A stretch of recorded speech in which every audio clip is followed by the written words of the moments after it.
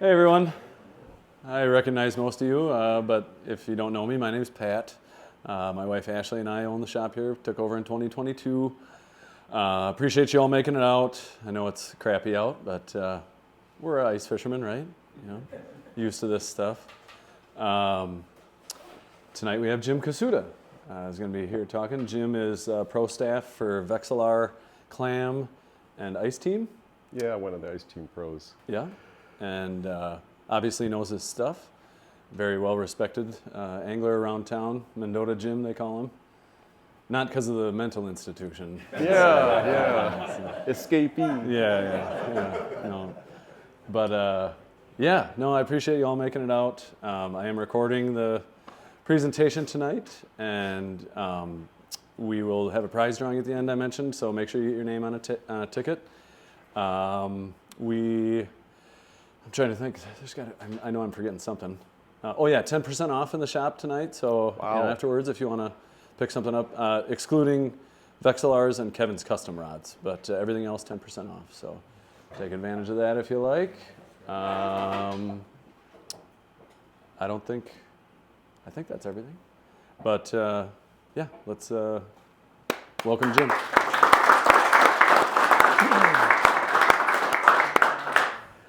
Well, I'd like to give a nod to Pat for continuing to have these speakers, because that was an old tradition that Gene had for many years, and I really always loved going to see presentations and stuff, so I'm very fortunate that I now am honored to be up here in front of you all.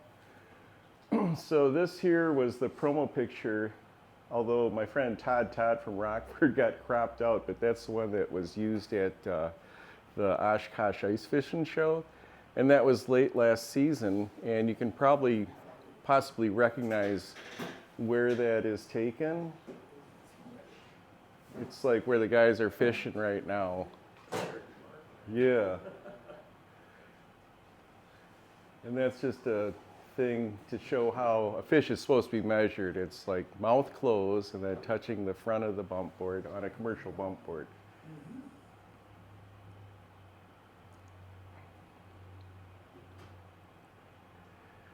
So, who the heck is Jim Kusuda? Well, like Pat kind of gave a little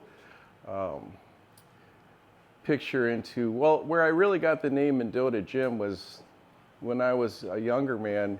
There was a bait shop called Broadway Bait, and I always liked going perch fishing on Mendota. That was me. I just loved it. I was into it, and this before I had a four-wheeler or anything, but I would get a nice bucket of perch, and then I would drive all the way from like Warner Park or wherever, Governor's Island. I'd drive all the way over to Broadway Bait on Broadway and show my fish to all of my friends there, because they all mostly were like Wabisa, Monona.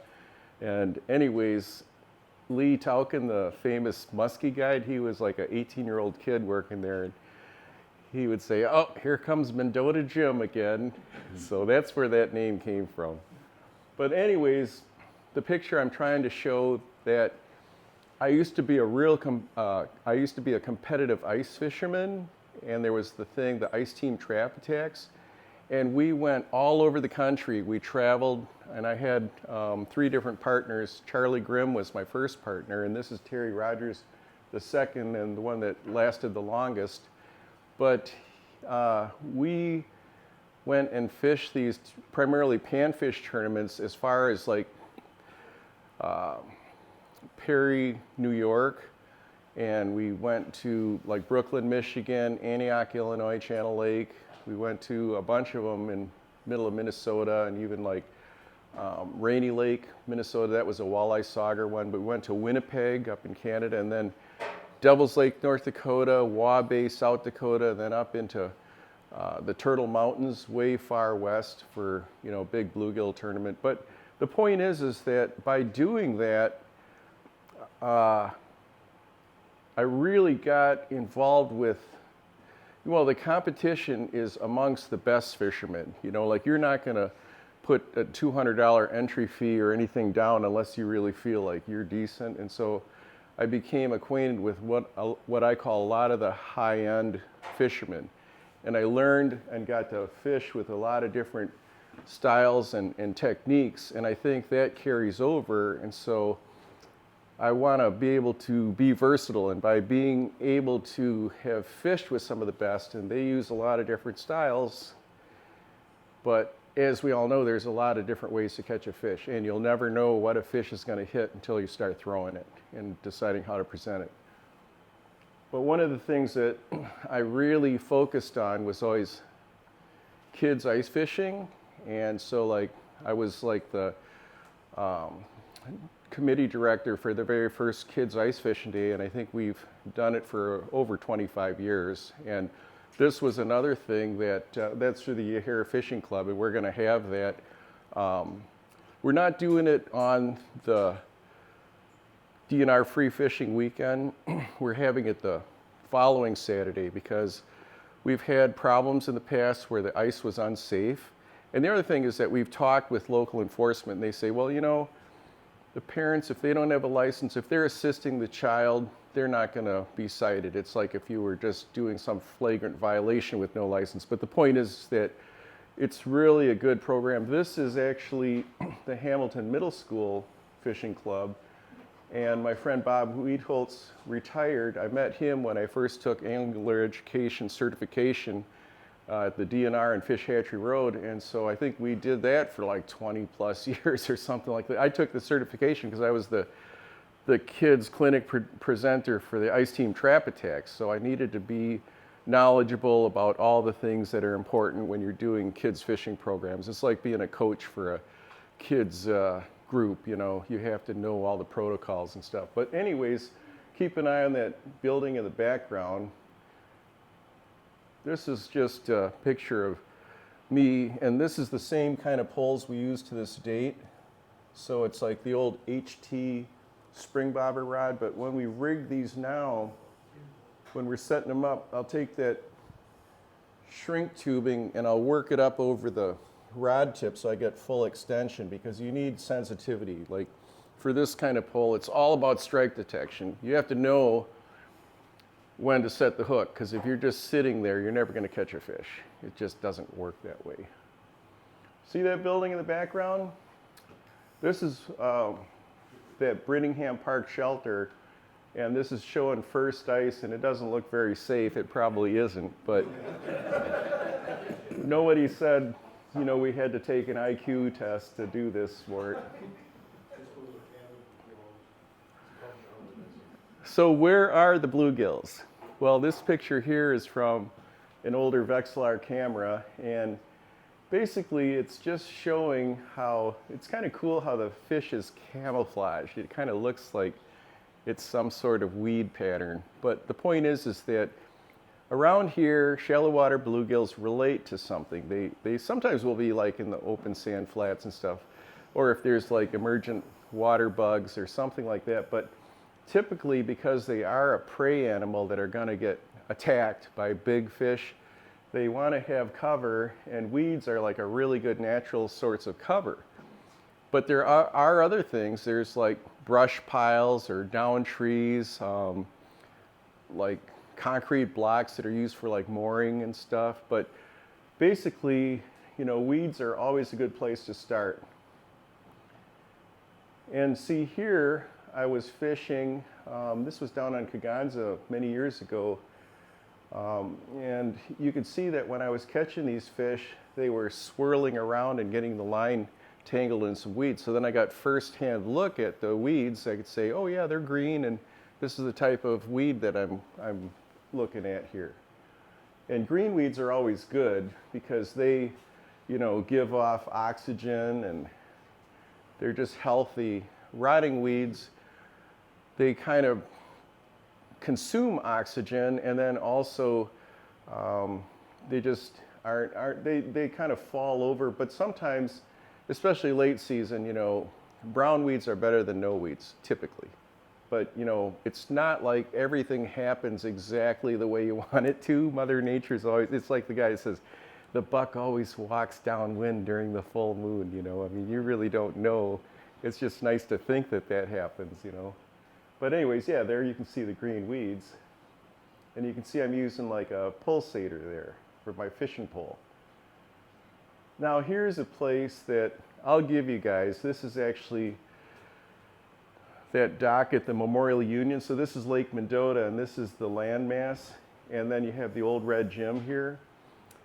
But this is the classic inside turn. So when you look at this, if you look at the depth contours, it's like the deeper water actually comes in, and it's like a little bay or a cove in the weeds. So if the fish was swimming along this way at a certain depth contour, he would actually find himself like, hey, this is really cool. I'm kind of surrounded by cover.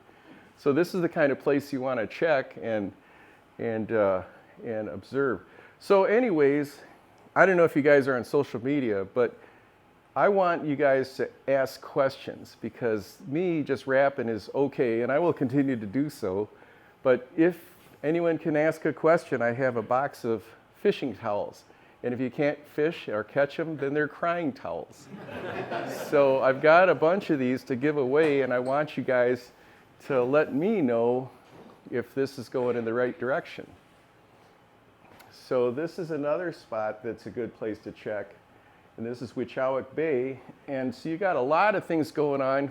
This is one of the places that I really learned and got good at bluegill fishing in the shallows. Yeah, so it's like a current area, because this is big Lake Mendota or Monona, and then it comes out the Hare River. And the deal is you have a lot of things going on here. You have these channels that cross Belle Isle, and then you have Muddy Bay back near Winnequa Park. And you can see like all these weed icons. It's awesome, and it's like a sandy, nice flat that the fish just love this area. And you have to be careful, because there is, current going through there, but current is a good thing when you're fishing. You just have to be very safe. See, ice fishing is always dangerous. Any way you slice it, you're walking around on a membrane over water that's cold enough to kill you. So you have to keep an eye on everything, be intelligent. It's always changing. You're never sure of the conditions. Be prepared. I was always thinking back when I saw old David Branley when he was the Lakes Patrol. He was given presentations about ice safety, and he would talk about what you should do and what you should bring and how you should prepare. The main thing is to get out of the water immediately, because your body will start shutting down and you won't be able to grip things. And he would always end each segment, or you will die. So it's like, okay. And yeah, I've taken a cold bath, but I don't want to anymore, so I'll be a little bit more conservative. So, Jim. Yes. Question. So how much do the weeds vary from year to year? I mean, thick versus open up and more pockets? Or? That's really a good point, is that you really are going to find that lakes do change. And we all know that lakes go through an aging process and stuff like too, and then events will happen. There's been a lot of discussion about like wake boats and stuff like this. So yes, you really have to go out there and examine it. A real intelligent person would get out there and do that in the fall and just kind of in his boat, because it's easier to move around instead of just drilling holes and seeing just a small little area. But the point is that if you can find bluegills, this is just my impression or my experience. If you can find bluegills like early on in the ice fishing season, they're kind of there all year long, all ice fishing season long. So that's just one of those things that if you can find where the fish are, and weeds do change, because we've all seen it. That one place I was showing you on Lake Mendota, I've gone there. I've held, I say kids fishing clinics, but they were for university students. They're still kids, but it was international students, and my friends that used to let me bow hunt in Cottage Grove. Martha Quirin Schultz was the director of the International Student Services, and so she asked me to do a fishing clinic there, and I did it right there, because it was right out.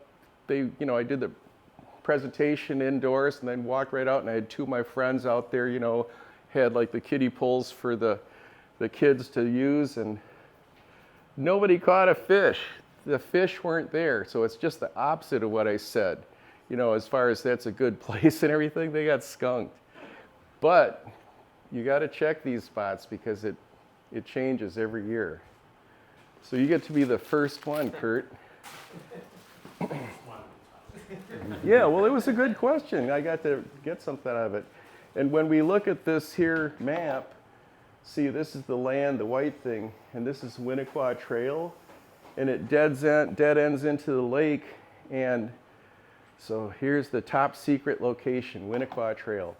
Just be very careful that you don't park the wrong way, because there's no parking lot. They'll have a pier out there for launching your boat in the open water, but this is a good access because you can see all that stuff that it's near, you know, when you look at, see, like here I'm really loaded up because I've got a whole bunch of, you know, like the next slide is kind of funny, but see, this is right, that one road on the north side.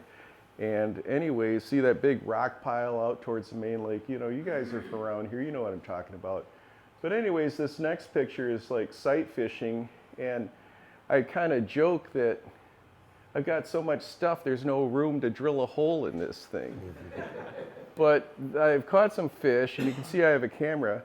And one thing about this sight fishing, when I talked about bluegill location in the weeds, is that I really think that I had the ace up my sleeve, because when it was clear ice conditions, I was out there and you could see the weeds, and I found a spot and drilled a hole where it was like, you know, a little cove in the weeds, and I marked it and I set my tent up there, and then I fished out of that hole. My friends had to fish in the tent somewhere else. But the point is that when you're in, like, and this is a clam hub shelter, just blocking out the sunlight, it really helps that you can really see down the hole. And see, when you're seeing down the hole, you can watch the fish behavior and how it responds to what you're doing and what different baits you're throwing.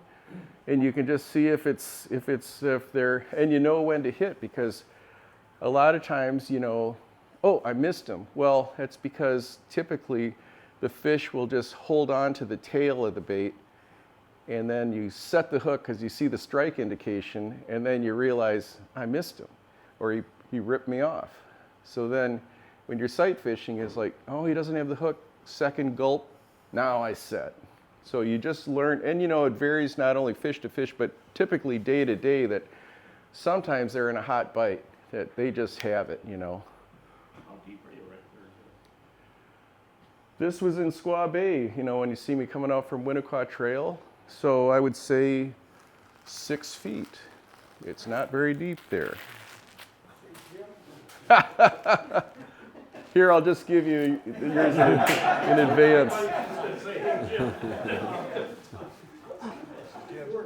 What's your name again? Tom. Tom. You were talking about launching at the end of Winnequa. Yeah.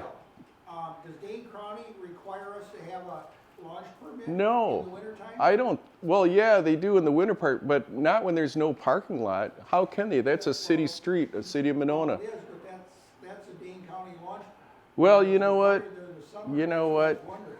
Yeah, so you're asking the wrong guy, because you know what I would say, but I'm on camera right now, so I'm not going to say it.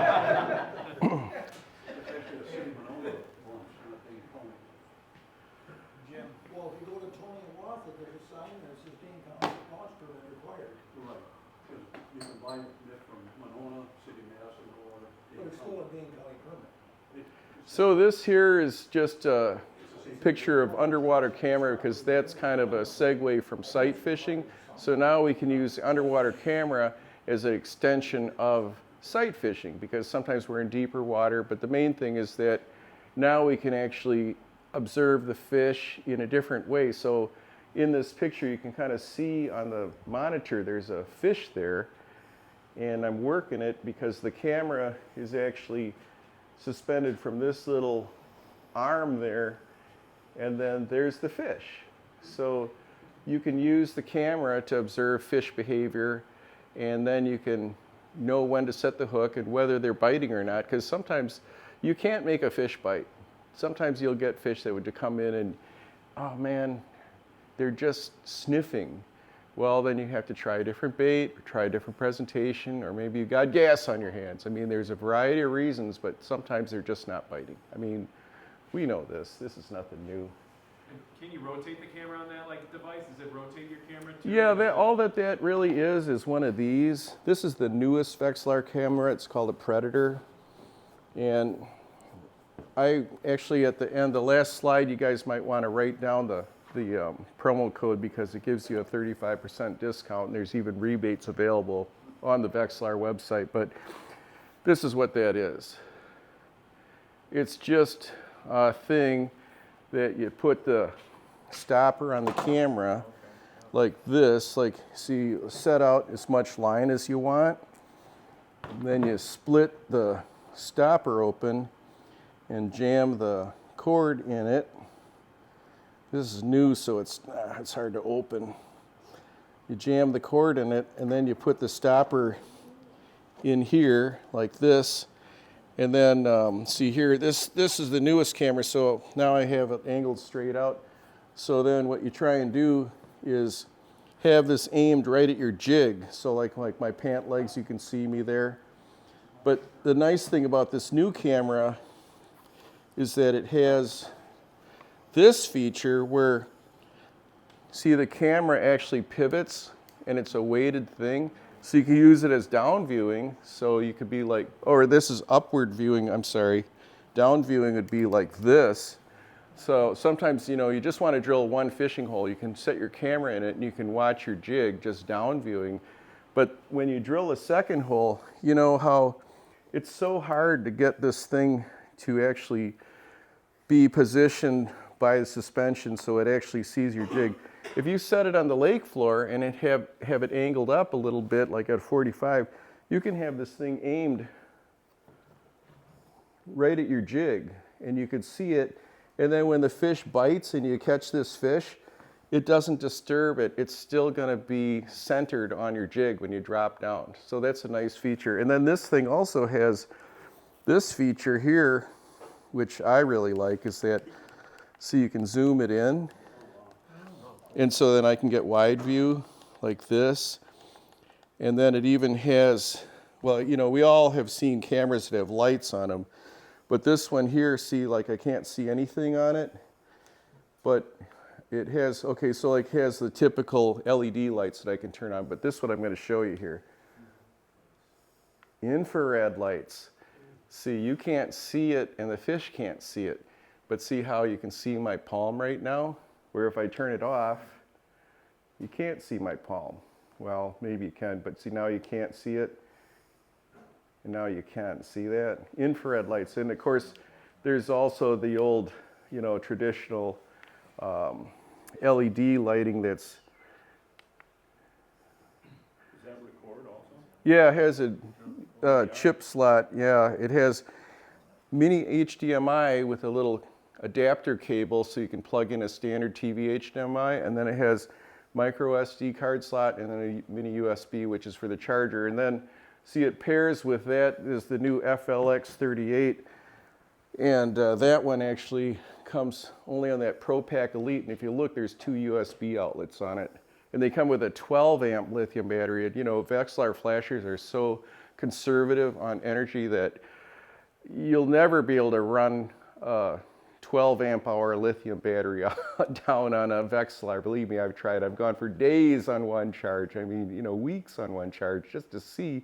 And so you can charge, you know, like, you know, this thing, they say like 6 hours runtime, but you could just run the charging cable from your Pro Pack Elite over to this thing and run forever. So anyways, so that's the under, yeah? Can they make a mount separate for that so you can use it on a trolling motor in the summer?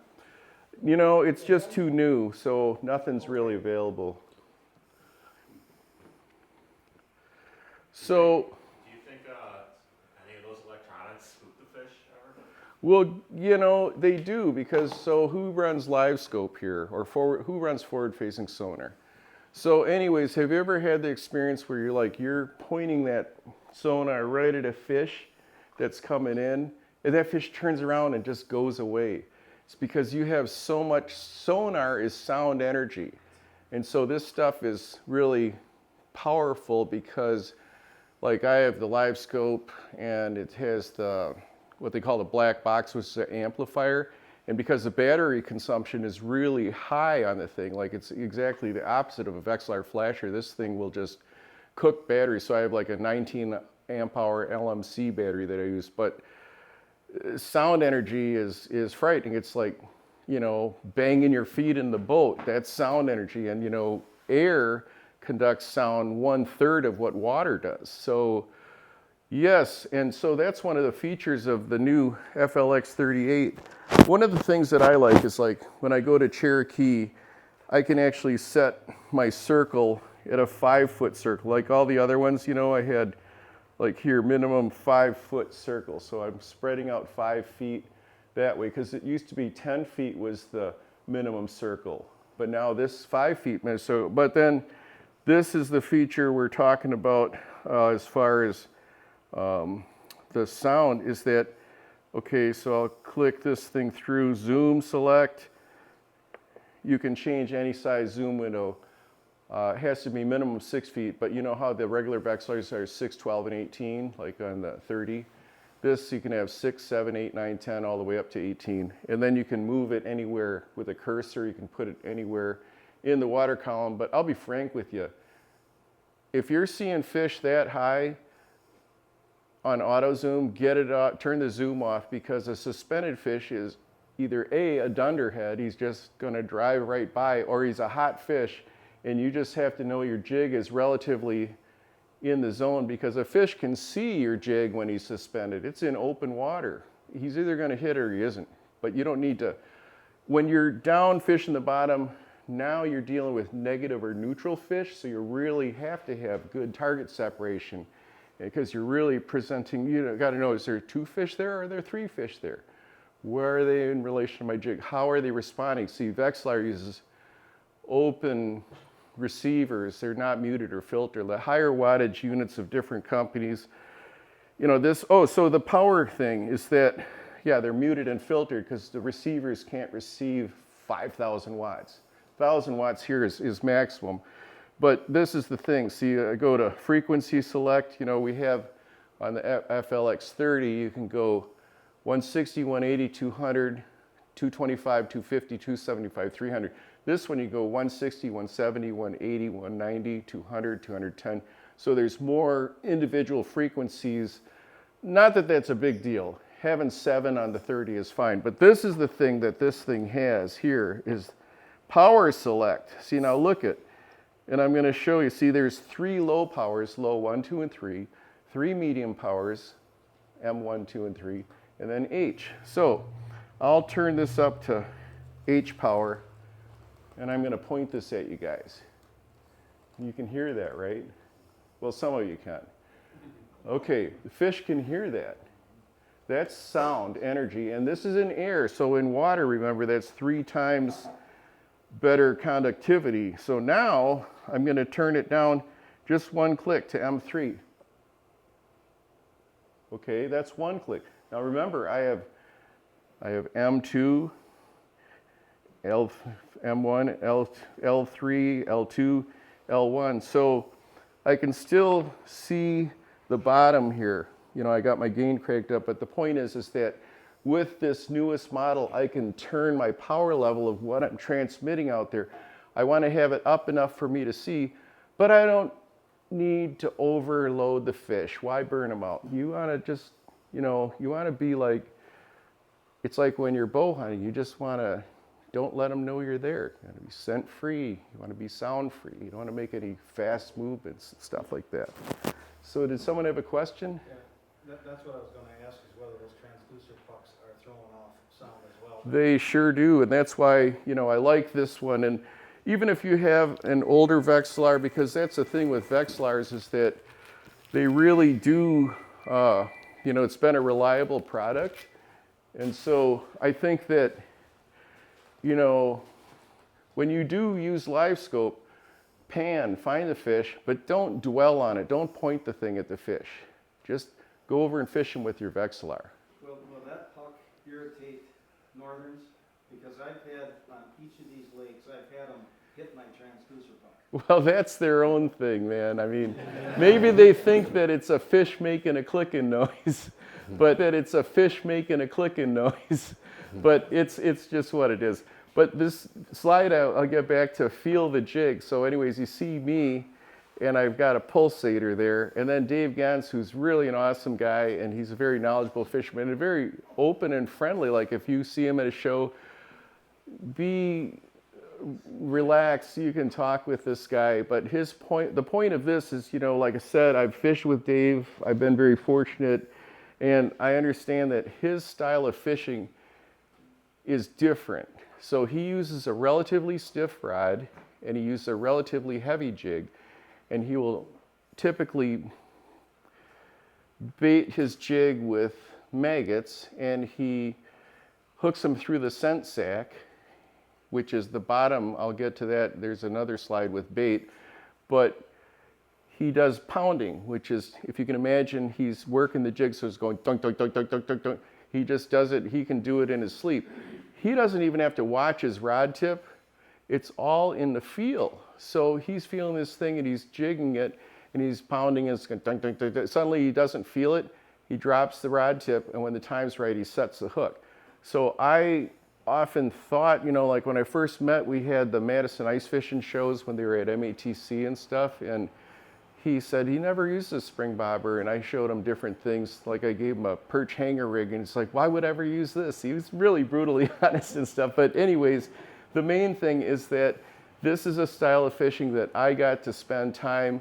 He has this thing called the Gens Ore Invitational, and me and Todd and Rob McAndrews were coming back from Ice Team University, which was at Lake of the Woods. So we spent the whole week until the following weekend, where Dave had his little, like it's where the original Trap Attacks were, where every guy throws in $10, and it's just a fun group of fishermen. But the main thing is that I told Todd, I said, I am bound and determined to learn how to bluegill fish without a spring bobber, with a stiff rod, obviously light line. You got to have, really, it's finesse, but he's typically pencil gripping the rod, and you're all familiar with that. I'm an overhand grip guy. That's just how I am. But like, it lends itself to like looking down the hole because it's just so natural. Anyways, that's one style of fishing. So, excuse me, Jim. Yep. Is he watching the line then? No, he is. He can be talking to you, looking at you, and he can tell when the fish are biting. And he has his Vexilar going, and he would even have an underwater camera down viewing in the same hole, because he likes to fish off the side of his snowmobile. So he'll have stuff where he can just drill the hole. And now, instead of using the live scope or forward-facing sonar, well, it is a type of forward-facing sonar, but it's the old PS22 Panoptics. They came up with a transducer where I think they just thought, hey, if we do this, then Dave will use our thing. But it's a regular transducer that hangs from a cord, and then you can pivot it kind of like that camera. You can pivot it to aim it up or down, but you can drop it down the hole, and you can spin it, and you can use forward-facing sonar. But see, Panoptics does not use the black box amplifier, so the energy level isn't as high as what it would be with live scope. Hey, just a quick question. Yeah. I'm back on the camera. Yep. The camera's not going to give off anything, right? No, its camera's all visual. Yep. But that is a good question, because see, all this stuff is that, we're talking about live scope or forward-facing sonar, and then Monk was telling me, well, for Mega Live, he has to get a 8-inch auger, and I said, well, you can get a 7.5.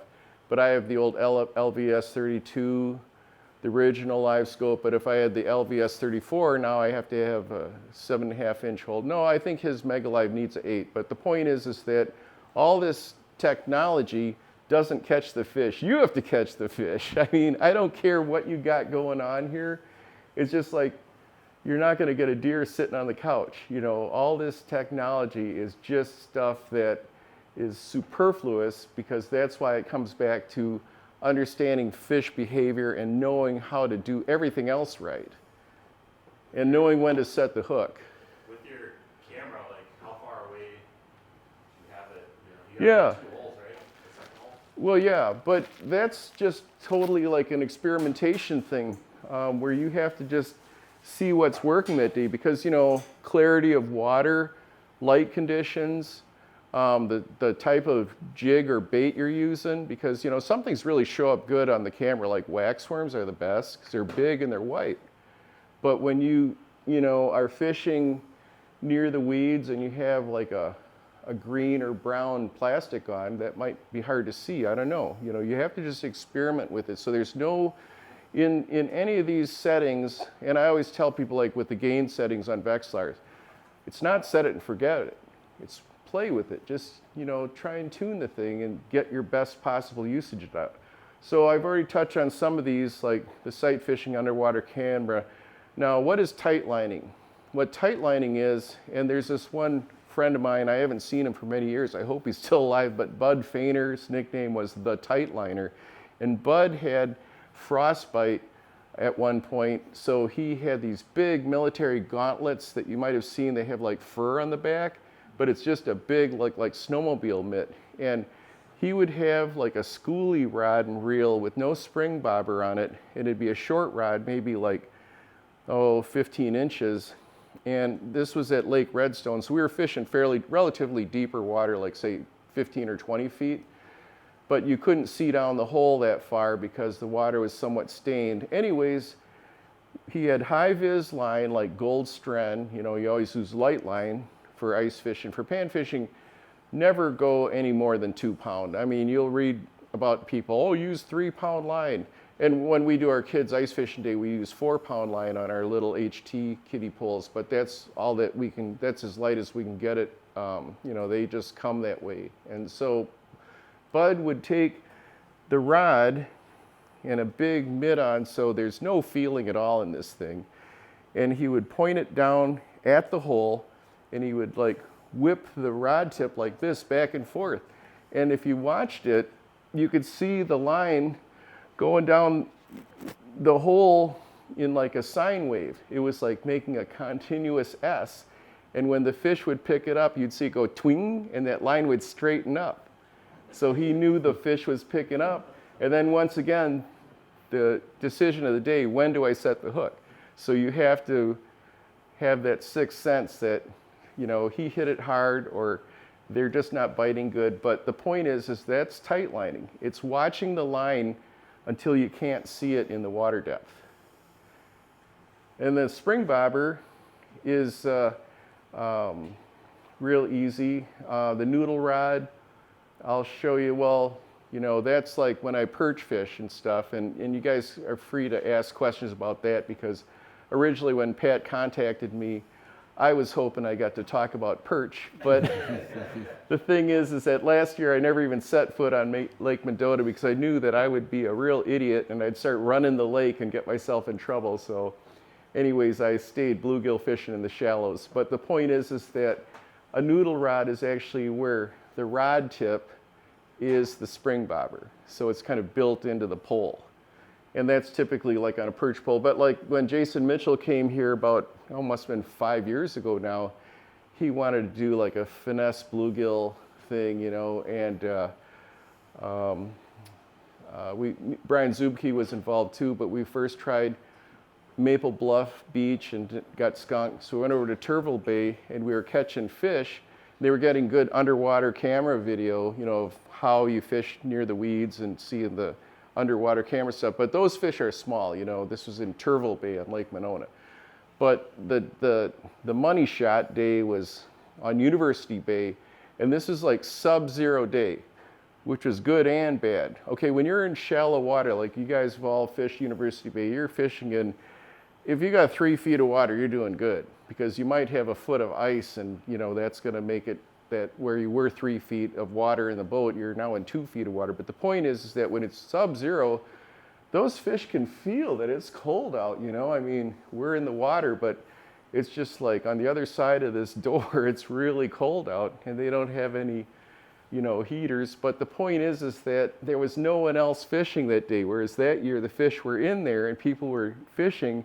But when you're trying to shoot a video, you don't want to have a whole bunch of people hanging out.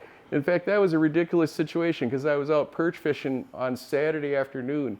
I usually go to Ford's gym and lift weights with my buddies. We're all old guys, and so we go Saturday mornings. And I was out fishing, in the deep water with my friend Dan Riddle, and his brother Dan passed away from kidney cancer, and Martin, but I get my call, Jason Mitchell, hey Jim, we small talk. Yeah, I'll be in Madison shooting a video with you on Monday. And it's like, oh, okay. Well, this is on Saturday afternoon. So then I go out Sunday morning and it's sub-zero. I go to University Bay, and of course there's free parking at lot 60. So I found, some fish, and they were like, when I mentioned that if you can find the fish early, see I knew there was fish in there, and I knew they're nice ones. And you have to have, if you're gonna have a halfway decent video, you don't have to catch a lot of fish, but you have to show those nice ones, big fish. So anyways, I caught like a 9.5 incher. I think anything over a 9 incher is an eye popper. So I took a picture and texted him. Well, he showed up and we went out, and the second day we went to University Bay, and like I got there early because I wanted to show them that the old guy can guzzle beer and get up real early, that's kind of a thing. So we went to Toby's Supper Club. But I was there first, and the cameramen showed up, the two cameramen. Now the excuse I was given is that Jason was writing an article in the motel room. It's like, yeah, right. But the point is that I'm sitting there, with my fish trap half open just as a windbreak, and it's a nice sunny day, but that's not always the best fishing day. But see, being sub-zero, it is what it is. And sometimes you'll see in other pictures I run an aerator as a bubbler to try and keep the ice free where I have a spot where I can run the line. But the cameramen are like, they're just,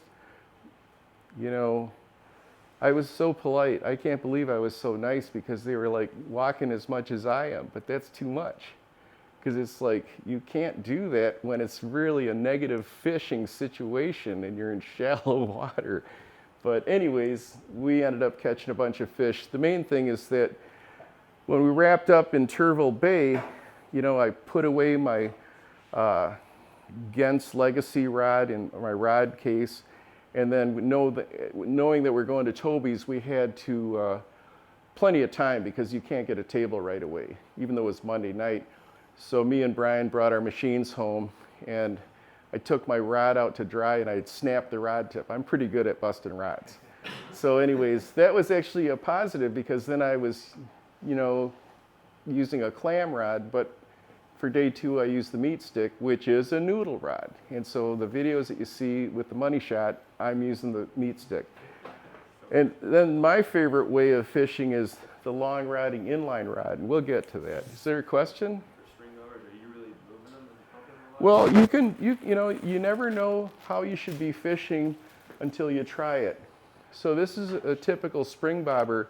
This is like one of the ones that comes pre-tied on a clam spring bobber rod. And so the deal is that, yeah, you can work a bait a million different ways. But the main thing with the spring bobber, and this is the same stuff I tell the kids, is that you want to know when it's down or up. And when it's down, the fish is actually holding on to the bait. See, I mean, he might be holding on to it when the spring is up, but he's for sure holding on to it when the spring is down. So that's when you're gonna wanna set the hook. And you wanna always, in any kind of bluegill, light line fishing, it's like you have to detect the bite. It's very sensitive. So you never wanna have your line touching the edge of the hole. And you never want any skim ice forming in the hole.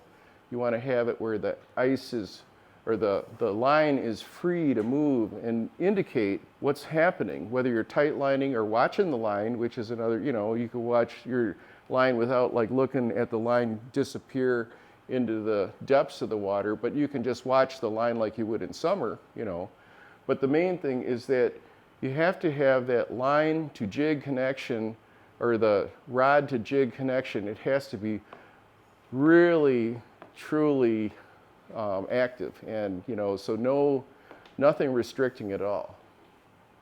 When you're real shallow, like 3 feet, like if you're in Cherokee, do you still rely on your Vexilar? Do you prefer like a camera, or just a combination of the two? Or is That's a really good point. And so the thing with Cherokee, like I said, one of the things I'm excited about that unit, the 38, is that it has a 5-foot circle. So normally when you have, like, especially an older Vexilar, the minimum size coverage area was a 20-foot. So you're squinching, you know, that 4 foot of water into a section that's about 1 inch long on your screen, like if you had a FL8. So with this one, I can make the circle a 5-foot circle. So in 3 feet of water, I'll be using like just over half of the screen. And, you know, depending on how deep I have my transducer set, that's the other thing, is that sometimes you want to have your transducer so it's just touching the surface water. Sometimes you want to have it down at the bottom of the hole so it's not being shielded, because if you have it like with 2 feet of ice and you have it up to the surface, well, now you're actually restricting your view, because the viewing angle, the covered area is actually just being, it's like driving around with blinders on. So the point is that I like to still use a Vexilar when I'm fishing super shallow. I want to have that power level really low to minimize the fact that I'm, you know, sending sonar sound energy. But I want to know when that fish is right there in that small little area near my jig, because the Vexilar shows you basically 3 things: the bottom, the presence of fish, and the jig. Those are the 3 things. And if your thing is broken, it doesn't do that. But the thing is that when I'm in 3 feet of water, I have such a small coverage area that I can't see if the fish is 1 foot away. I can't see if the fish is 5 feet away. I can see if the fish is 3 inches away. And guess what? I don't scuffle my feet. I don't make an abrupt movement with the rod.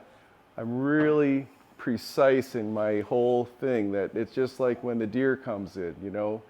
If you're going to cough, you don't do it when he's, you know, 20 yards out. Now this is a picture of the noodle rod, and this is actually, I'm perch fishing here. Jim, Yes. Question I have with the spring bobber, and you're jigging that, and Yeah. you're moving the jig. Yep. How much does that spring bobber affect the actual movement of the jig? Yeah, well, I'll get, Okay. I've got a long rod here, and this is a pulsator, and If you're gonna, you don't have to do it. no, I will get to it, but my point is that, see, you could be jigging like really crazy like this, and sometimes you think that, you know, when you have a fair amount of line out, you think you're moving the jig a lot, and you're really not. So that's one of those things that you just have to learn by doing, by observing. But the point is that every fishing situation is different. Like some days, the fish that you're trying to catch will want it really jigged hard. They just want you to just have that thing going crazy, and other times they don't.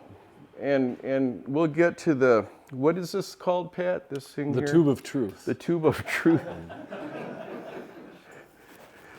So I will get to that, and that's really a good point, because there's a lot of different concepts or ideas, but it really is like neither here nor there, because, you know, you got to be lucky. That's the primary thing. So this just shows that I'm using air stones on the end of the tubes to that clam aerator. That's like a self-contained USB chargeable bubbler. And then I just have them down in the hole, and it's just keeping the hole open. It's really cold out, so I'm Mr. Heater Buddy between me and the Vexilar, because there's nothing worse than touching your line to that front grate and everything, all hope just drains away immediately. But that's the noodle rod, and so that's like the Jason Mitchell meat stick, and there's a whole bunch of, you know, different kinds of good poles out there, but that's just an example of, here's another spring, and this is a really crazy setup. It looks weird, but that's like a rubber thing that I attached to a regular rod that Keith, that used to work here, made, and that spring can actually retract or extend, and it's mounted at a right angle. But on this pole, I actually have a spinning reel, because I'm fishing medium depth, like 10 or 12 feet. So long rodding isn't really appropriate. It's nice to be able to have that longer rod and stand up, stand away from the hole, and, you know, do the working of a long rod, but then be able to reel up the excess line. Because when you are fishing like 10 feet with a fixed position rod, then you have to, you know, lift the line way up like this, and then you have to take your dipper and hold it like this to walk to the next hole and then drop it down in there. So just having a spinning reel. But the main thing is just to show, you can see this is a relatively stiff rod. It's not a noodle rod. So I can work that spring the way I want, but it is a long rod. Oh. Do you have a preferred depth for fishing, or do you change rods for? For sure, I definitely change different setups. You know, like if I'm going to one place, I won't bring that rod, you know, that has a spinning reel on it, for sure. Yeah, that's a big thing, is just to have different setups. Now this one here has a spring bobber on it. This is a Thorne Brothers Sweet Pea, but it has the spinning reel mounted to it, but it has a spring that the line runs through, a lot like my inlines, like the pulsator I'm going to show you.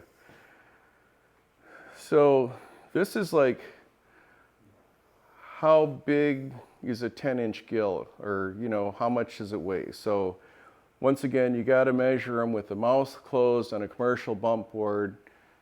And this is what, you know, here's a scale on a Nebulous. Unfortunately, Nebulous is out of business, but it's a really good safety device to have out there. It's an inflatable life raft that's tethered to your machine. But you can see by the way I'm holding it that this is a nice one. This is a 10-inch gill. So how much does it weigh? So I've zeroed my scale, and it weighs 1 pound and 1/4 ounce. So that's the rule of thumb, is that a 10-inch gill weighs a pound. So that's just to give you a feel. Now this fish was released, but the point is that that's just to kind of give you, because a lot of times, like when you see this ruler here, this is like the clam had a contest, and you would take a picture of this thing and see to be like a master angler, a bluegill had to be 10 inches, and then for a perch it had to be 13, or crappie probably 14, I'm imagining, but we'll get to that, because crappies are often out there when you're bluegill. Oh, but they aren't all have to be big fish. Like this is like a nice one, and this is the kind that typically I like to take home. I like to take 8 inchers home because they fry up nicely.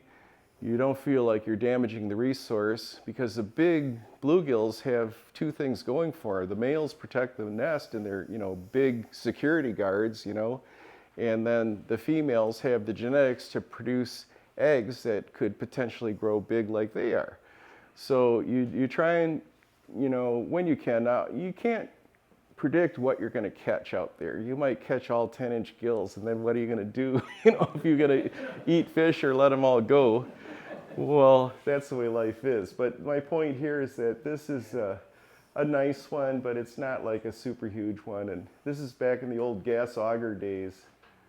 But I still have a gas auger that was gifted to me by Tom Walter, the senior engineer at Clam, because I wanted to use it, and he gave me a brand new 8-inch StrikeMaster laser flighting from his garage with a blue snap cap from Clam, because when I set up for kids ice fishing day, it's like firing a warning shot, you know, to kind of tell people that are fishing there, like, hey, you're going to get, this area's going to get Swiss cheese, and there's going to be a bunch of kids just swarming here. So you can fish anywhere you want, but I'm warning you. Because the gas auger really catches people's attention. Remember the old days, you hear that old 10-inch jiffy where the guy's trying to drill a foot of ice and it takes him 2.5 hours, you know? You know. Yeah, well that's, but even when anyways. So I'm not gonna get real involved in plastics, because I just wanted to touch on it, but those other two are perch baits. That one is like a rattling spoon with a feathered treble, and this is of course a jig and rapala. But the point is that that's like the drop kick jig with a Mackie on it. And so the drop kick is one that Dave designed, and he made it so it's kind of a slab-sided thing, but that's really reflective for sonar. So you can really pick that up on your sonar real easily. And he calls it the drop kick because when you tie the thing with a clinch knot, you can really make it kick. It really gives a good kicking motion. But this is a Mackie, which is like Scott Brower is the guy that owns the company, and the word Mackie came from an old boat that he had that the letters had faded out. It used to say making waves, but it all faded out except Mackie. So everyone called him Mackie, or his boat Mackie. But that's the Mackie design of the Mackie plastic, and that's kind of like a pinkish color, like in, you know, a glow pink jig. But what I'm trying to show is that on a jig, when you're threading your plastics, you really got to keep them really lined up good. See how that's really nice and horizontal? That's one of the things you strive when you're threading your plastics on, is to get them on straight. I don't care if you're using like little worms or wedgies, but they got to be straight. They got to just lay in line with the shank of the hook when you put them on there. Very important. Hey, Jim, Yes, he's got a question for you. that's what I... What's your favorite color of Jigs? Gold, but that's top secret. Here you go, Blake. What a catch. All right, here we go. I should give you this sticker here, Blake, because I dropped it, so it's no good anymore. This is, you know, live bait here, and I'm really going to promote this because, you know, Pat has to stay in business, so he wants to sell live bait. So, and to be frank with you, like I said, how Dave Gentz loves spikes or maggots, I love waxworms. Why? Because I catch a lot of big fish on them, and it's just, you go with what you've had success with. You know, it's so much of fishing is confidence, and if I have some kind of style of fishing that I've been successful with, you're darn right I'm going to try it again because it doesn't always work, and sometimes you're better with one technique than another. But one of the things here is that when Tuck filled me up with spikes a couple weeks ago, I said, don't put any wood shavings in there. And the reason why, he said, what's in there? That's white cornmeal. And so I use that as kind of like the dust that helps keep their perspiration to a minimum. And the reason why is that I find that white cornmeal, you know, works good as a desiccant, keeping them free and mobile, and I could just easily pluck out a grub. But when I'm presenting my jig with spikes like that, so that stuff is kind of rinsing off and filtering down, and it's just kind of a little bit of a, it doesn't float, it you know, like wood chips will float, but this actually just kind of provides a little bit of confetti in the water, and I don't think it's a negative scent. I think it's okay, like white cornmeal.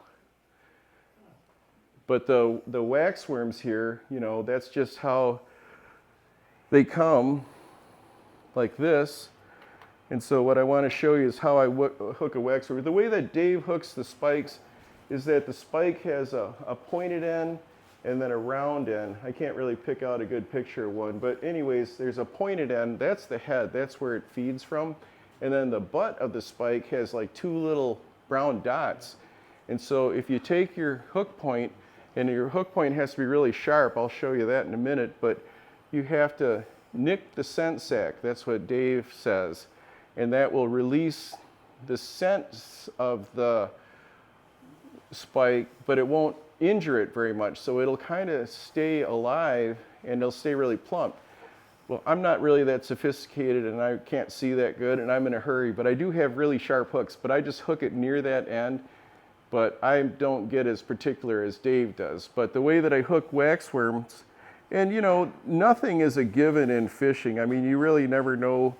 You just have to try different things. It's just like jigging styles or presentations, but a waxworm is the end with the brown is the head, and then the end that's pointed is the tail. So I like to use inlines. I just like to use long rods. This is a pulsator, but I wrap this with, you know, silicone tape, rod wrap, so that it, because black walnut's kind of cold. It's like the stuff they make rifle stocks out of. So now, I guess if I could get an assistant, we'll throw the jigging tube up. I guess I'll set it right here. Someone want to help me for a second? Tori, you got a second here? Why don't you grab that tube and set it right here on this towel? Because Pat said it leaks a little. So, there. Yeah. I'll see if I can catch them. Thank you. So the pulsator is an inline, which means the line runs through the blank, and you just set out as much line as you're going to use. And since this is a thing on a table, I'm going to shorten it up.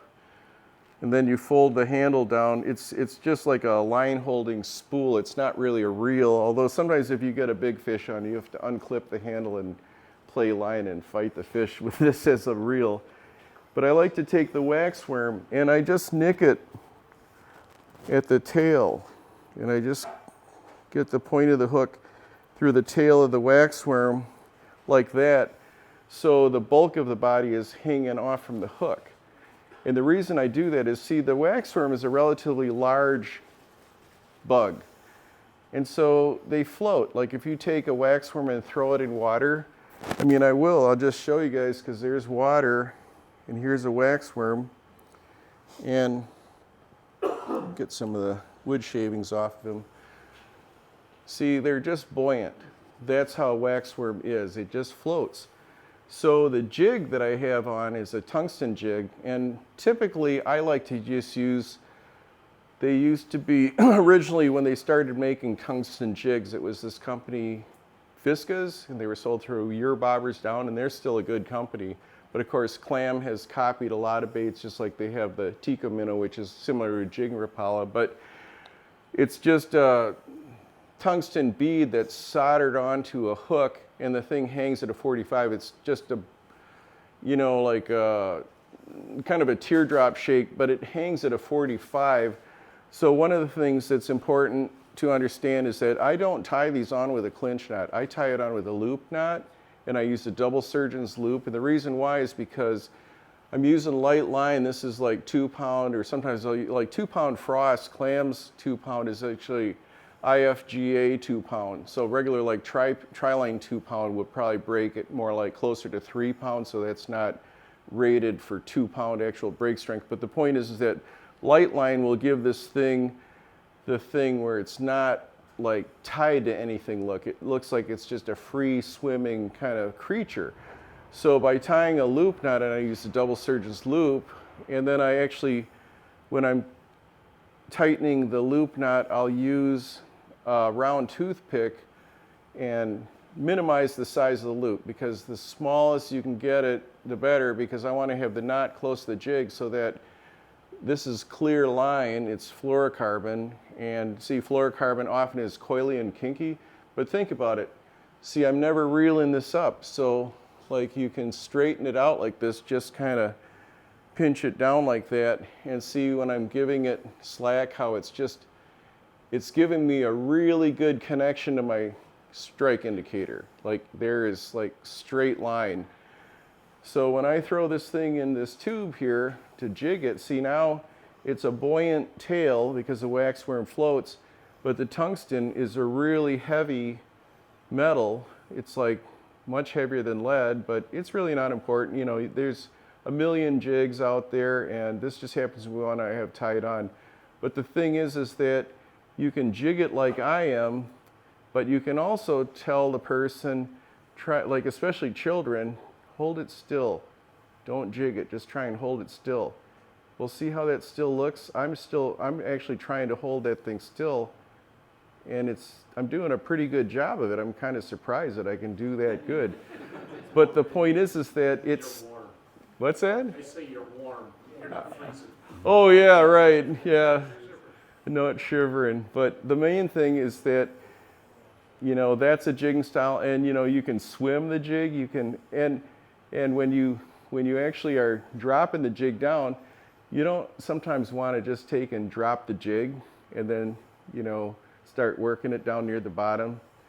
Sometimes what you want to do is actually take your jig, and the second it starts entering the water, you start working it, because fish have a zone of awareness, and especially in relatively clear water, but they can feel vibrations off this thing with their lateral line and stuff. And so you actually start working it down from the surface. And that's how I like to fish. I like to use a pulsator, and I like to use a tungsten jig teardrop with a waxworm on it, with a loop knot.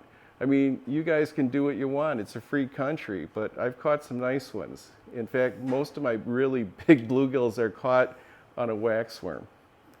Yeah. One thing I'll note is what I found with using fluorocarbon line is when I use the improved clinch knot, Yep.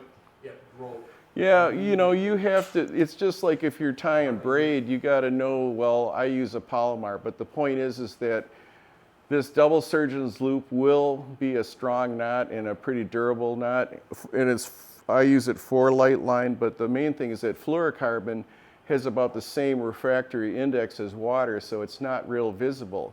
And see, because I'm using the spring on my rod tip as an indicator, I don't really need to watch the line. I can just watch the rod tip here, you know. And once again, when I see the thing pause, you know, like if I'm jiggling it and then suddenly I see it pause or bend, you really don't want to give it pressure until you think the thing has the hook in its mouth, because you saw how long that waxworm tail is. He might be just holding on to it, and you have to wait for the second twitch is when he fully accepts it. But because the waxworm is buoyant and it's visually large, often the fish will inhale it hard, thinking that it's like a large or, you know, big kind of heavy thing. But it's not. It's buoyant. It floats. So he's going to get that thing. And so usually when I'm fishing with a waxworm, I mean, I've been wrong, but a lot of times when, especially if you feel it through this blank, set the hook, because he got the whole thing. He got the whole ball of wax. But I will say, and then when you're going to wrap this thing up, you dry your line, because one of the things about these inline rods is that if this ever breaks off, not at the jig, but somewhere where it's down inside of the body of the rod, you're screwed. Just take it home, and you know, you have to take really heavy mono and thread it through, or a piece of wire. But yeah, you definitely bring a couple of pulls. These are pretty good. This is the old rod guard that Cindy Murphy had many years ago, but I just found these PVC tubes and I duct tape it on there to give it the right length. But like all the rods like Kevin Monk makes and stuff, and Keith used to make that worked here. Keith Brassington was a good rod builder, but he passed away. But the point is that, see, when you have a rod with eyes on it, the wind could affect the line between the guides, whereas when the line is covered up with the rod blank, the wind can only affect the line that's hanging out of the rod. And this is just theoretical stuff. I've fished with guides on a long rod and spring bobber at the tip. I've caught fish. This is just stuff that, you know what I mean, you know, you fish the way you wanna and you get used to what you're doing, and I'm an old guy and I'll maybe take advice. Hey Jim, do you ever dead stick at all for bluegills? What's that? You ever dead stick for bluegills? Yeah, when I'm drinking beer, or, you know. I've already got one. Oh, well, give it to someone else. Oh, you made me miss it, okay. But yeah, I mean, dead sticking, actually that is often a really thing you have to do, that you have to have in your arsenal, because the whole presentation is that the jigging styles, they are infinite. And sometimes they want it just like that. And the other thing is that, you know, like when you're reeling up with a spinning reel, or you know how all the guys are going to inline reels, and I fish with inline reels too, but the idea is the spinning jig syndrome. And so sometimes if you're fishing and your jig is spinning, the fish are just going to look at it. They won't actually hit it. But if you actually start working the jig, often it'll stop, you know, spinning. It'll just be jigging. But yes, I mean, dead stick it's a presentation style, and sometimes they want it not moving. And sometimes it's difficult to actually present it that way because, you know, like I say, the wind is blowing you around and you're trying to control this thing, and it just doesn't work the way you want it to. Well, the reason I asked that is last Friday I was on Winona Bay, and I was out there for maybe not quite 2 hours, and I set up my 2 tip downs while I was jigging.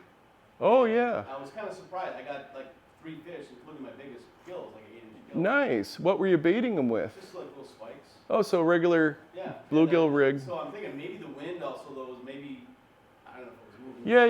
You know. The real subtle Yeah. wind on the line. Yeah. I'm glad you brought that up though, because I'm going to have a sip of my water. But have you guys ever heard of blue tips? I mean, the Sensor? Yeah, it's actually a strike sensor, and my friend Brad Zdroik, it's like a Russian name, but so I call him Brad Strike, but not to his face. But anyways, the thing is, yeah, he's a young man who could probably, whatever. But this is the receiver, which also is a doubler. So when it receives a signal, it'll actually transmit a signal. So you can use that two different ways. You could, like, if you had your tip-ups really far away, you could put this halfway between you and the tip-up and then extend your range, because when the tip-up alert goes off, this would alert.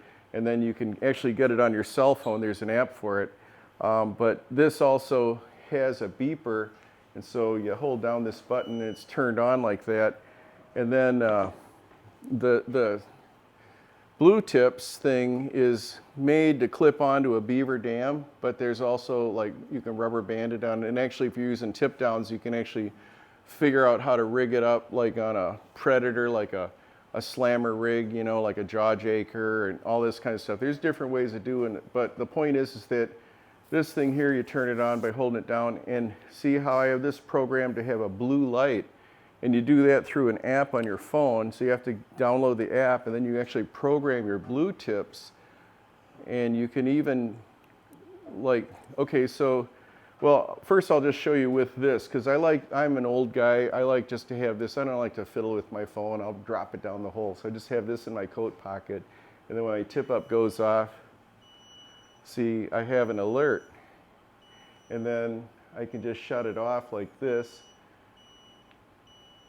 Now this thing is off, and then this thing is still active, but if I went down like this, then it's turned off, and this has 2 AA's and this has 1 AAA, and you can actually, through the app, program like at what angle the thing will activate at. Like, I just have it at the factory setting like that, but I'll turn the app on to show you how.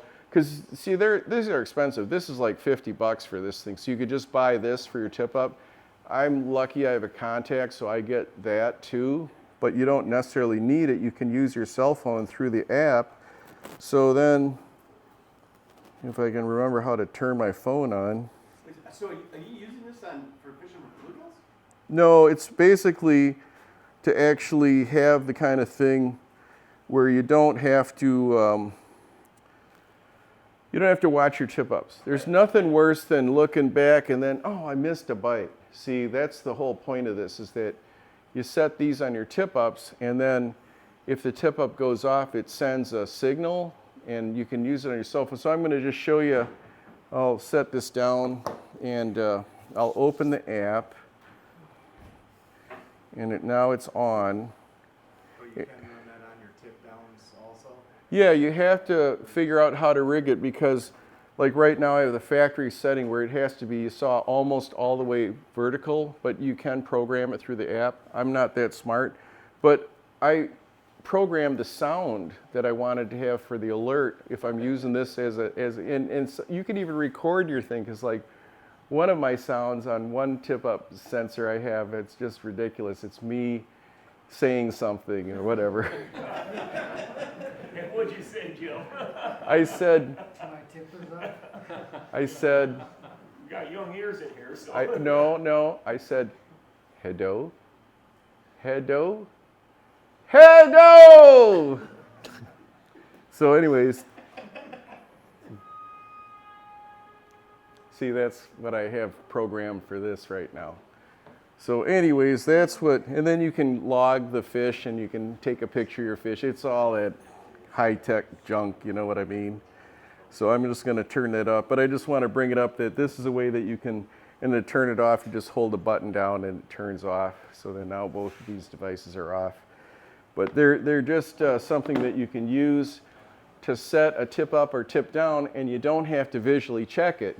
You can just have that little receiver in your coat pocket, and here you go, beep.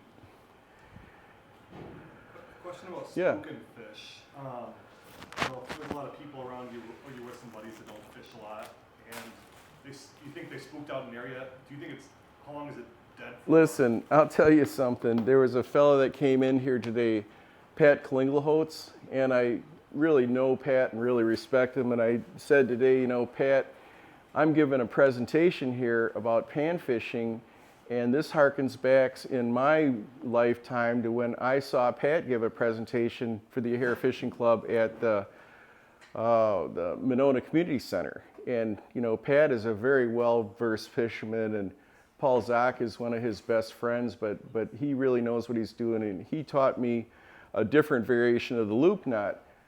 But the thing is that, and I swear this is just mind-blowing, but Pat used to pop open his holes with a spud bar. I mean, an actual, you know, like I was talking to someone and they were saying they use a spud bar, they're gonna check, especially now there's snow. That's where you walk along and you chop, and if you go through in one hit, then you just quit. I've seen a lot of stuff in my time, and one time we were fishing on the Mississippi, and we were on, oh gosh, I think it was DeSoto. We were trying to get perch, and you know, Tom was still in the car because he got stuck on the cell phone. He's a machinist where I used to work at Suitors, and I was out there and I had my dragon sled. I was going to go on the ice, and the guy said, no, don't go on there. Go where we got on. You can see our footprints, because you know it was really early ice. So thank you. So I got out my picks, but I actually got out the throw rope too, and I figured, well, if I fall through, I can throw the throw rope to the rescuers, you know, holding onto my one end.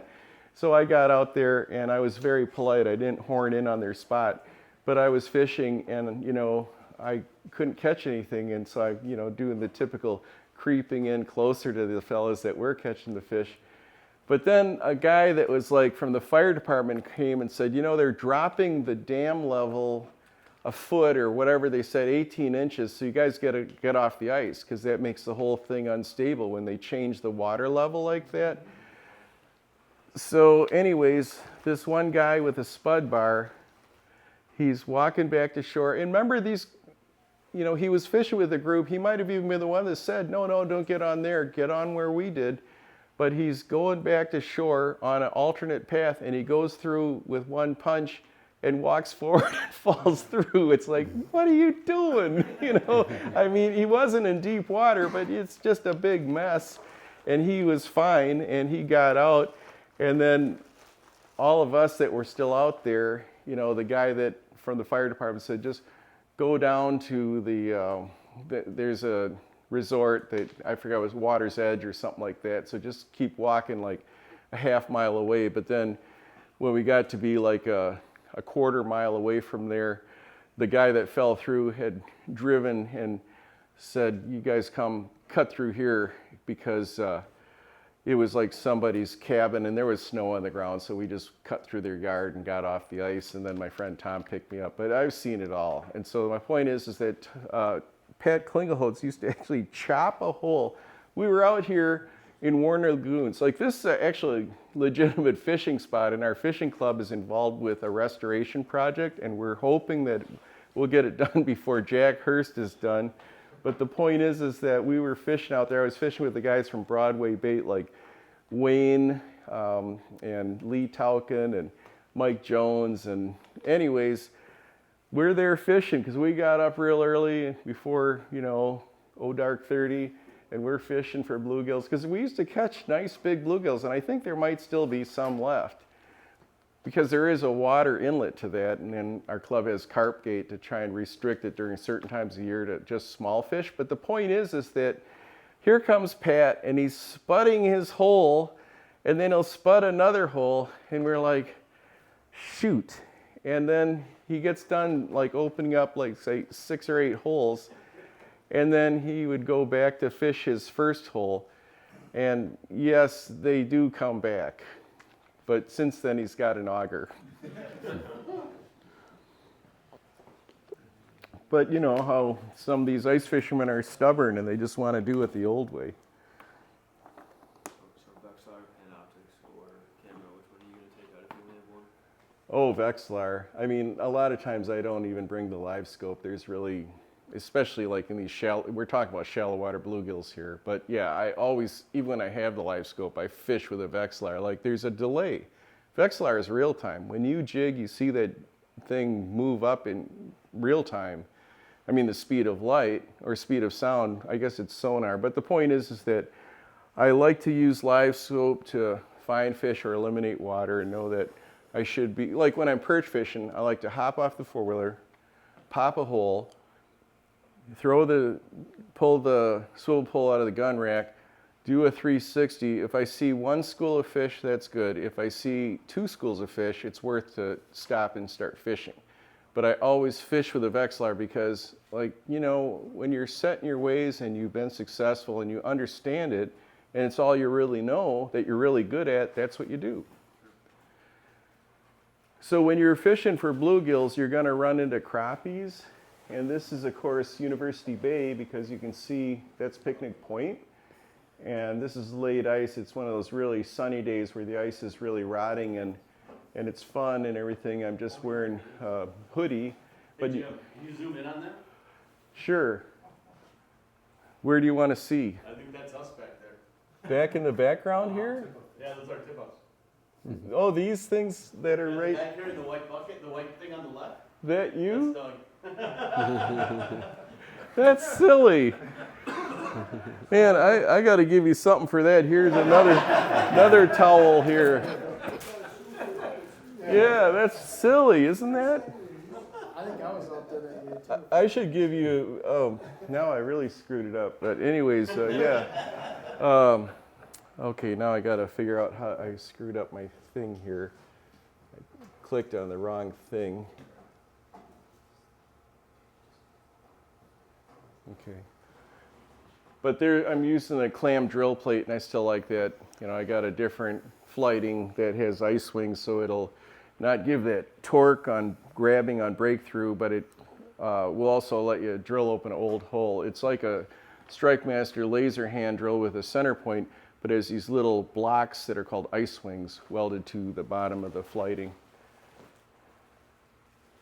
And this is like the end of the day. So you see a mix of bluegills and crappies, and you won't see me putting these pictures up anymore because this is the good old days, see, so.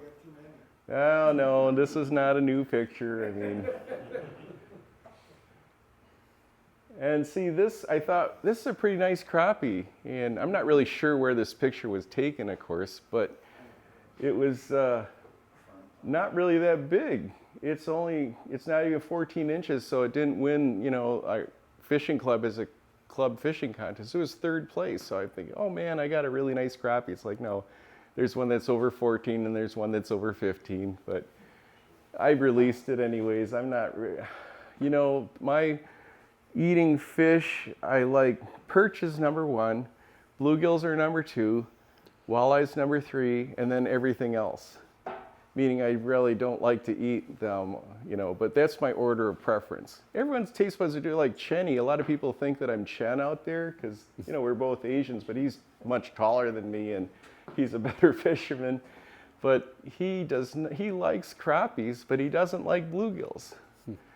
Yeah, everyone's taste buds are different, and then he has relatives that want white bass, you know, it's like me, I don't know, you know, I've had them, it's all right. Yeah, so anyways, here is what I feel this is kind of all about. I'm long rodding, you know, I'm fishing for bluegills. I've got some to take home, not a ton, but you know, that's a lot of fish for a family of 2, just me and my wife. And this here is just a mount that I wanted to show you. My friend is Dan of Dan's Taxidermy, and he had, well, I caught one of the fish is almost 11 inches, but I caught another one a week later, and I brought him that one. I said, you know, Dan, you can have this fish because, you know, you sometimes have to train a student or something, but he always carves his own forms because if he buys a bluegill form, it won't fit right. So he has to change it and modify it, like putty it up or grind it down. So he just is skilled enough to like make all the measurements of the whole fish, freezes it, and then from those measurements, and he'll draw a template. He rough cuts it out of blue foam and then carves it. He'll use tools, you know, like power tools, but and then when he gets he'll skin the fish before he freezes it, and then he'll, or maybe he freezes it whole, I don't know, but he skins the fish, and then he'll loosely drape the fish over the blue foam form because he makes it a little too big, and then he does the final finish detail to make it fit. But this is just to show, you know, once again, kind of the size bluegill that is considered to be big, you know, because the top one is a little over 11, or just under 11. Here, I was gonna embellish my story, but the other one was a nice big bluegill, it was well over 10 inches, and I just gave it to Dan. And so when he called me up, he said, "Your bluegill's done." Well, bluegill can be plural. So when I get there, he shows me the one, oh man, that looks awesome. Because I told him, like, you know, facing left, you know, and mouth, I was really adamant, mouth closed. I hate when the bluegill mouth has the look of a bass smashing a buzzbait. I just think that's not how they look. Whenever I see a bluegill and I'm looking at him, he has like this mean look on his face and his mouth is closed. So anyways, he said, "And do you want this one?" And I'm like, yeah. He had mounted them both. And then he said, "Well, go pick out a piece of driftwood." So I grabbed the one, I said, "Look, this is like the shape of a J." And he said, "Oh, that's not big enough." So we grabbed another board and screwed it in there. And then the form has two big wire prongs hanging out of it. So I got to position them, and then he drilled the holes and put in hot glue. So I got to get the mount the way I wanted it, because I'm the guy stuck looking at that in my wall, you know. So it's really nice to have your friend be a taxidermist. What's your biggest bluegill? 11 inches. I haven't really got super huge, you know. There are bigger fish, but this here is just showing that, you know, that's how they get bigger. You just let them go, you know. And oh, I did want to, you know, I can tell I'm nearing the end of my presentation. You know, I still want more questions because I still got 5 of these left. But one of the things I do want to really emphasize is hook point sharpness. So when you imagine like your hook gap and you have the point of the hook and there's a barb on the hook, I always try to visualize a chef's knife, because a chef's knife cuts. It's got a cutting blade and then the back of it's flat. So what I use is I just have a little steel here, and I super glued it together because it actually folds into itself and could be clipped on your pocket, but when you lose it, you always lose the good part. So I just super glued it together, and I'm holding on to it, and it's small enough, you don't need to collapse it. And it has a groove on it, which you can use, like if you're out there and it's really nasty and you can't do the precision sharpening I'm going to describe, you can use the groove, you know, because you just run your hook in the groove and it'll kind of sharpen it on the outside. But I like to sharpen on the inside of the gap, making a cutting blade on the inside of the gap point, and then flatten out the top, which is the outside of the hook. So the outside of the hook will be flat, the inside will be a cutting blade. And when you check out my jigs, you know that, you know, so when you get a brand new jig, take it out of the package and just drag it on your fingernail, because a sharp jig won't drag on your fingernail. So I'm hoping that I sharpen this one. But if you actually hold the jig and get your thumbnail out there and then you try and drag it, it just instantly stops and it's just sticky sharp. The reason for that is obvious, that if a fish takes this in his mouth and it's really that sharp, he has a hard time spitting it out or rejecting it because it's almost getting hung up. And it's like, to initiate the hook setting thing, you don't have to really reef on it. Oh, I just stuck it in my thumb, great. But you actually have to, you just have to put pressure on them and it'll initiate the hook set and then it'll get up to the gap. Yeah, Craig. So I talked to a guy last year and he swears by pinching the barb down. Yeah, well you get better penetration. Like when you go to some places like Winnipeg, you have to have barbless hooks and that's what you do. So yeah, that's always an option. And you know, like it would rip a bigger hole, and he said he's missed a lot of fish, so now well, he's in the habit of pinching. yeah, you know how everything is a compromise. So a barb pinch down is a smaller diameter, so it obviously will get easier penetration, but obviously the fish can come off easier. But when you really think of it, you know, when you're shallow water bluegill fishing, you know, when you set the hook on that fish, he's fighting and you're keeping him under tension. You always keep the rod, as in any fishing, you keep the rod loaded up. And when you get a big, hard fighting fish, especially like a University Bay bluegill, you don't try and stop him. You know, I've made a mistake there where I try and stop him and the line snaps and I think, man, this line is, no, you're just, these are really big fish and they're really fighting hard. So you just jam your pole down in the hole and let it bend under the water. And if you have to unclip that spool and let it kind of take line. But to get back to the barbless hook, there's a bait called a purist, and you don't put bait on it. I mean, the purist is actually just a little hook that has like plastic on it, and it's like a little grub shaped with a slight angle on it. And the hook isn't really like what we consider a normal gap hook. It's almost like the body of the jig is maybe kind of, if you imagine just like a, I don't know what you would say it is, it's just a plastic piece and there's a point sticking up on the bottom, like at an angle, like at a 45. And that thing is barbless, and the reason, or the way that that thing is fished is with no bait, and when the fish is caught, the fisherman just bounces it on the surface like the ice or his bucket, and the fish unhooks itself. So you don't even touch the fish, but you have to really know, if you're fishing with barbless hooks, how to do it. You know, because you just got to keep the thing under tension, you'll be fine. Like I said, I've been to Winnipeg and we fished walleyes, and they're those big greenbacks, you know. We didn't do good on tournament day, but we caught some in pre-fishing that were a lot of fun. And we use these live targets, which is a big rattle bait, I'm going to call it. Like almost looks like a rattle trap, but they're pretty heavy.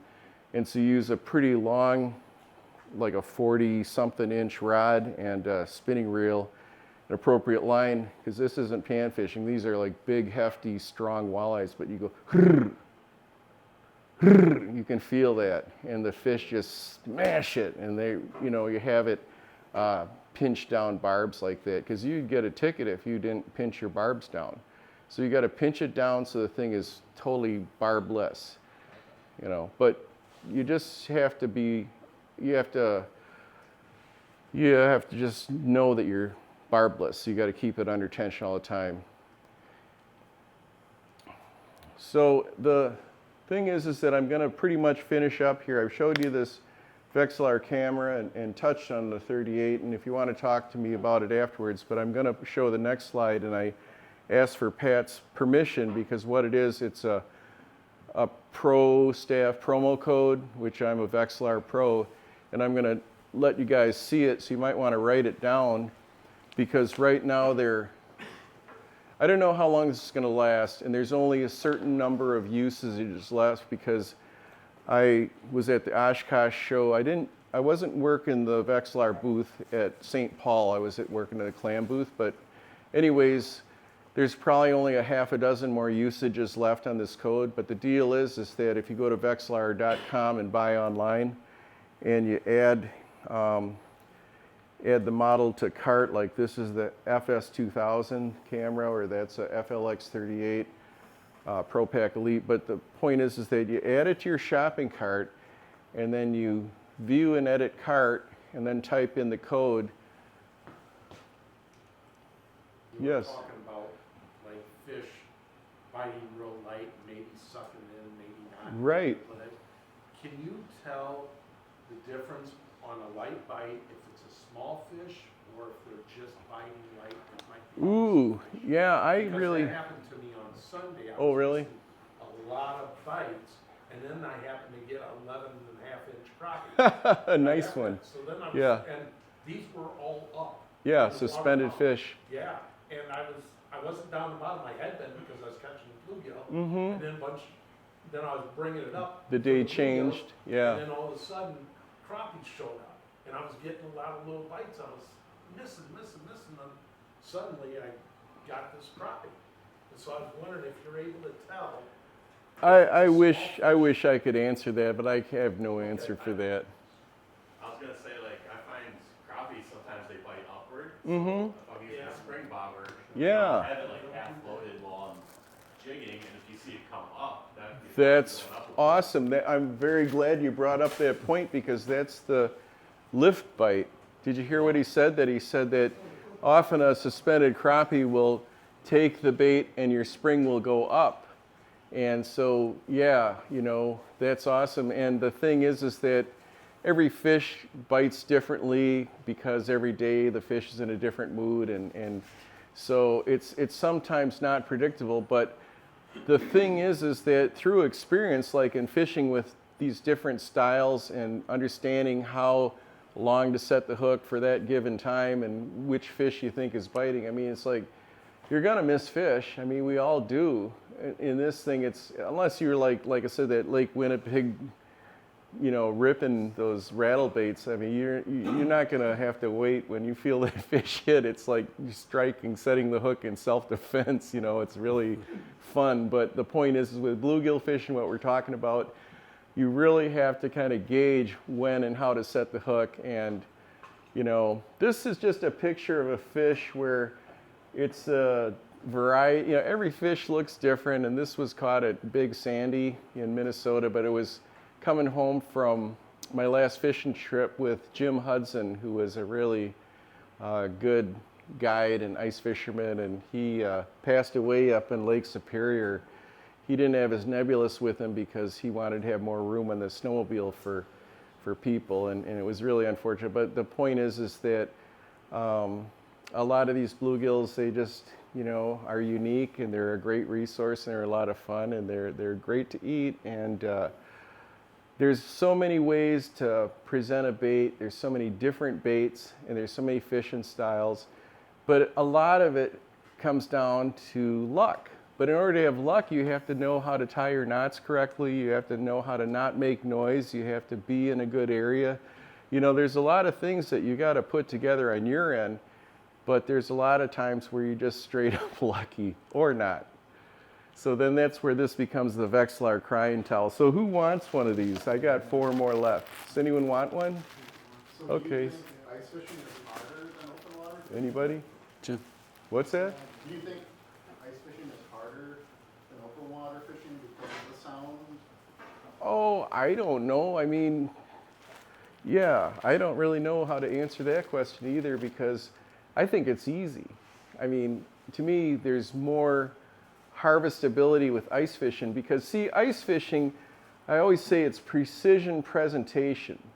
Like you're standing there, not rocking and rolling, and you're right above that fish. You know, you're in like a 6-inch circle, but you can precisely present that bait exactly the way that you want to. It's precision presentation, and that's what I really enjoy about it. Like all this stuff that I was talking about earlier, it's like really comes down to that, what is it again, Pat? The tube of truth? The tube of truth. So did that look pretty good what I was doing in there? I mean, and that's why I say is that I go back to a style of fishing that I'm confident in. Because, you know, I wouldn't be up here talking to you guys if I wasn't able to catch some and have some decent fish pictures to entertain you. So it really comes down to just use what you can, but try your own stuff. And as the day goes on, just adapt and overcome, you know? Yeah. To the gentleman's point here about Winnequa, whether it needs a launch permit. Oh, yeah, good point. So on Dane County parks, boat launch sites, if you scroll down, it will have a lake access brochure. You click on that lake access brochure and it comes up with a PDF of all numbered boat launch sites that require a permit. Okay. And Winnequa is on there. It is on there. Yes. Okay, so that answers the question that, And then Lake Mendota, or Mendota County Park, and there was one other one, only during the winter do you need a permit on those 2 sites. okay, that doesn't, yeah, During the winter, yeah, like December to March. yeah. Yeah, because I used to think that it was like a parking lot permit, you know, like a parking permit, but it's a lake access permit. So even though Winnequa Trail doesn't have a parking lot, it does have an access to the lake. So they're sticking it to you. But you should just get that anyways. You know, we want to support the things that we want to support, and we want to have, you know, access to the lakes. We want to have more access to the lakes. Well, sometimes that requires money. And so you really want to have where the people that, powers that be, do have a budget to work with, you know, and hopefully they can get some more landings for us fishermen. But I'll be around, you know, if you guys want to hang out and ask questions or whatever, I'll be here. And I really appreciate you guys weathering the storm and coming out today. That's awesome, you know, so. Let's give Jim a round of applause. I need you to pick out Okay, prize. yep. So we put together little prize packages here, and I do want to thank Kurt Deal. Kurt, I don't know if you want to stand up or wave. Uncle Kurt. Uncle Kurt ties these tungsten flies, and he donated a bunch of those to give away tonight. So we have a little selection of flies. We got 3 that we'll give away, and then the grand prize is a Vexlar hat. Well, you all get a hat, but this has a $20 gift card to the shop here. So we'll give those away, and I guess, does everybody have their name in here? Anybody not? Dave? Oh, sign up, man. How many times have you been here? Yeah. What the heck? Why I'll not? just write Dave on here. Yeah, just put Dave on there, that's good. Okay. Dave's not here. All right. You have to be an old guy to know that. Jim's going Right. to pick here.